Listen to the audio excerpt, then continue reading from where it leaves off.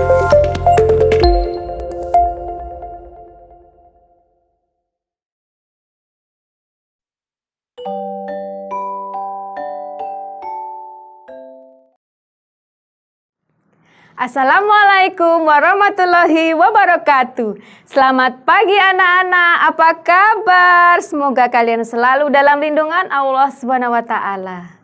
Jangan lupa ya, anak-anak hebat selalu harus melaksanakan protokol kesehatan.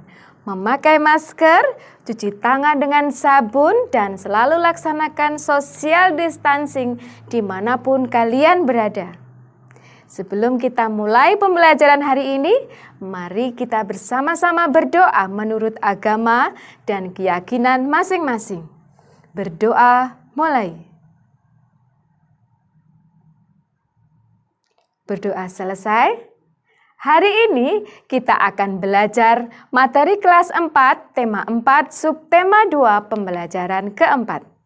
Tujuan pembelajarannya yang pertama, setelah membaca cerita, siswa mampu memberikan pendapat dan mempresentasikan tentang sikap tokoh dari cerita yang dibaca dengan lancar dan terperinci. 2. Setelah membaca cerita, siswa mampu menghubungkan sikap tokoh dengan pengamalan sila kedua Pancasila dengan benar. 3. Setelah berdiskusi, siswa mampu memberikan ide kesepakatan keluarga atau pertemanan dalam mengamalkan sila kedua Pancasila dengan logis. Kita mulai pembelajaran yang keempat. Semangat ya! Sikap apa yang harus dimiliki oleh seorang dokter? Seorang dokter adalah seorang yang bekerja harus memiliki sikap melayani, disiplin, rendah hati, dan bekerja sepenuh hati. Kita bisa mempelajari nilai-nilai tersebut dari seorang dokter yang bekerja untuk masyarakat. Kita baca bersama cerita tentang dokter. Hebatnya dokter kami. Ia adalah Dokter Rana, seorang dokter muda yang sederhana dan terampil. Ayahnya mantan kepala desa kami yang telah meninggal dunia. Dokter Rana baru kembali ke desa kami 2 tahun lalu setelah 10 tahun lebih merantau ke kota. Ia memperoleh beasiswa di Fakultas Kedokteran dan setelah lulus ia praktek di Rumah Sakit Umum Kabupaten. Setelah lulus, semenjak ia pulang dan praktek di Balai Kesehatan Desa, aku sering mendengar perbincangan warga yang heran atas keputusan Dokter Rana untuk kembali ke desa. Bukankah penghasilan sebagai dokter di kota jauh lebih besar? Pada ayahku, Dokter Rana bercerita bahwa cita-citanya menjadi dokter dulu muncul karena melihat kesadaran hidup sehat masyarakat desa yang sangat rendah. Sungai dipakai untuk mandi, mencuci, kakus, lalu airnya dikonsumsi. Hasil bumi dan peternakan tidak dimanfaatkan untuk membentuk pola makan sehat. Warga lebih suka menjualnya ke kota dan uangnya dipakai untuk membeli makanan instan. Selama praktek di kota, Dokter Rana terbayang terus kondisi desanya. Ia merasa bahwa seharusnya ilmu yang dia milikinya sebagai seorang dokter bisa bermanfaat untuk kampung halamannya sendiri. Jadi Pak Andri, saya ini pulang untuk memenuhi niat saya ketika menerima beasiswa, yaitu menyejahterakan warga desa tempat saya lahir dan dibesarkan. Ujar Dokter Rana kepada ayahku. Sejak pulang, Dokter Rana memang aktif membina para remaja dan keluarga muda. Ia memberikan penyuluhan tentang pentingnya mencuci tangan, memasak air, pola makan sehat, dan imunisasi.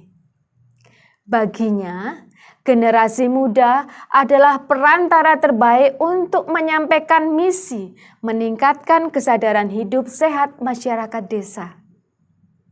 Sebagai anak kepala desa, Dokter Rana sering mendengar cerita almarhum ayahnya bahwa banyak warga takut berobat karena tidak mampu membayar.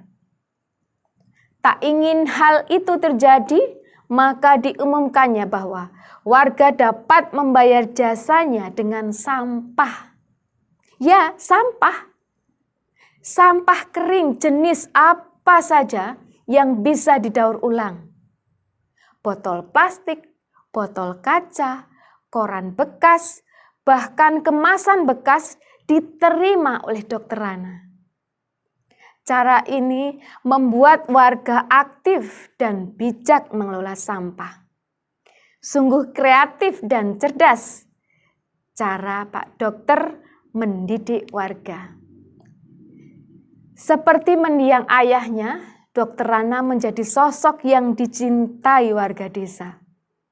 Ia menjadi teladan melalui dedikasi, tanggung jawab, dan kerendahan hatinya dalam menolong warga. Apabila aku besar nanti, aku ingin menjadi seperti Dokter Rana. Akan ku kejar cita-citaku menjadi guru, dan aku akan kembali untuk membangun kampung halamanku. Sudah selesai ceritanya? Sudah paham belum? Kalau kalian belum paham, bisa diulang kembali, dibaca kembali cerita di atas. Setelah paham, silahkan kalian menjawab pertanyaan berikut berdasarkan cerita tadi. Apa yang dilakukan Dokter Rana untuk warga desa? Mengapa Dokter Rana melakukan itu? Selanjutnya, apa dampak dari hal yang dilakukan oleh Dokter Rana bagi masyarakat? Yang keempat, bagaimana perasaan masyarakat terhadap Dokter Rana? Tuliskan dalam tabel sikap dari Dokter Rana dan pendapat kalian tentang sikap Dokter Rana tersebut. Baik, sudah paham? Yang terakhir, hal-hal baik apa yang bisa kalian contoh dari Dokter Rana? Dari Dokter Rana kita belajar bahwa ketika kita bekerja haruslah bermanfaat bagi orang lain. Menjadi seorang dokter juga harus rendah hati dan menghargai orang lain. Sekarang, setelah kalian selesai mengerjakan tugas yang tadi, seperti biasa difoto dan dikirimkan kepada Bapak Ibu gurumu. Kita lanjutkan. Kita akan membuat kesepakatan bersama antara kalian dengan teman atau dengan keluarga. Masih ingatkah kalian dengan cerita Dayu yang diejek oleh Dadu dalam pembelajaran sebelumnya? Apa yang dapat kalian lakukan supaya hal itu tidak terjadi? Sekarang, buatlah kesepakatan dalam keluarga atau dengan teman-teman supaya antar teman atau antar keluarga tidak saling menyakiti. Tulislah ide-idemu dan teman-temanmu dalam sebuah kertas kesepakatan. Contohnya seperti ini. Yang Ibu berikan contoh ini adalah kesepakatan kelas. Tetapi karena dalam masa pandemi ini kalian tidak belajar di kelas tetapi belajar di rumah, kesepakatan yang kalian lakukan adalah kesepakatan dalam keluarga atau kesepakatan berteman dengan teman-teman kalian. Contohnya di sini adalah kesepakatan dalam kelas 4. Dalam satu kelas itu mereka sepakat untuk tertib, untuk jujur, untuk peduli, untuk berbagi, menghargai, tepat waktu, percaya diri, bekerja sama. Kalau berbicara bergantian, bertanggung jawab. Kalau bermain bersama, kelas harus bersih dan rapi, berusaha melakukan yang terbaik untuk kelas. Itu adalah contoh kesepakatan kelas. Kalian silakan membuat kesepakatan dalam keluarga boleh. Kesepakatan dengan teman-teman boleh, misalnya kesepakatan dalam keluarga. Rumah harus selalu bersih. Harus bertanggung jawab kepada tugas masing-masing di rumah. Kalian mempunyai tugas apa? Bangun tidur, sholat, setelah itu membersihkan apa yang telah diberikan oleh orang tuamu, tugas yang telah diberikan. Tulis dalam sebuah lembar kertas, itu nanti dipasang di dalam ruangan di rumah kalian sebagai salah satu bentuk kesepakatan dalam rumah. Harus bagaimana? Didiskusikan bersama dengan keluargamu atau dengan teman-temanmu buat membuat sebuah kesepakatan. Sebuah kesepakatan harus dilaksanakan.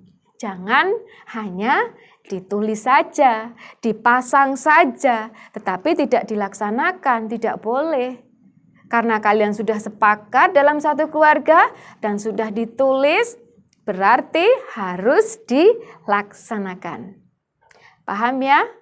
Tulis dalam kertas, boleh diberi gambar-gambar yang bagus supaya menarik, ditempel di rumah, di ruang keluarga. Alhamdulillah, pelajaran hari ini sudah selesai. Apa saja yang sudah kita pelajari hari ini? Yang pertama, setelah membaca cerita, kalian mampu memberikan pendapat dan mempresentasikan tentang sikap tokoh apa yang telah dibaca tadi. 2. Setelah membaca cerita, kalian juga mampu menghubungkan sikap tokoh dengan pengamalan sila kedua dalam Pancasila. Terakhir, setelah kalian berdiskusi, mampu memberikan ide kesepakatan keluarga atau pertemanan dalam mengamalkan Pancasila sila kedua. Jangan lupa, besok kita akan melanjutkan pembelajaran di tema 4, subtema 2, pembelajaran 5 dan 6. Selalu jaga kesehatan dan makan makanan bergizi. Salam sehat dan tetap semangat. Selamat belajar anak-anak, Ibu akhiri. Wassalamualaikum warahmatullahi wabarakatuh. Sampai jumpa di pembelajaran berikutnya.